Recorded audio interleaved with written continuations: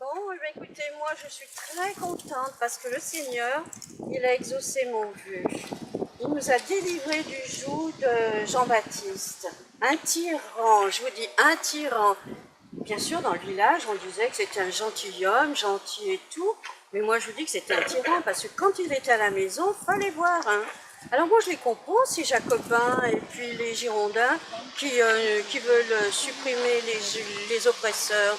Mais ce que je n'admets pas, moi, c'est qu'on s'en prenne au clergé. Parce que moi, si je n'avais pas eu le curé pour me défendre, je ne sais pas où je serais. Parce que le Jean-Baptiste, quand il rentrait, c'est qu'il nous cognait, puis alors dans des endroits où personne ne pouvait le voir.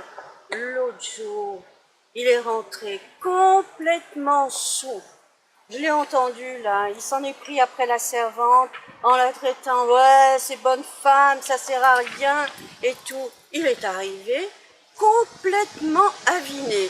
Et puis il s'en est enquéré de ma fille, il me dit, où est-ce qu'elle est? Alors je lui dis, bah écoute, elle est allée ramasser des champignons, c'est 12h30, elle va pas tarder à arriver. Il a donné un coup de poing sur la table, il m'a traité de menteuse, de félonne, il était prêt à me taper, moi j'ai Et puis il est parti comme un fou à la recherche de sa fille. Alors moi je me suis dit, oh là là, pourvu qu'il la trouve pas parce qu'elle est avec son amour, ce serait quand même...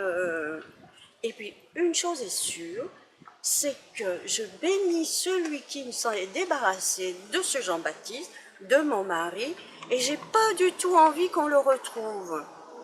C'est vrai qu'on n'est pas des aristocrates, nous. On chante « Ah, ça ira », mais on s'en sortira toujours, ma fille et moi, parce qu'on sait lire et écrire. Et ça, c'est le principal. Voilà. Et ma fille, elle ne doit pas être bien loin, parce que je l'attendais justement ici pour la prévenir.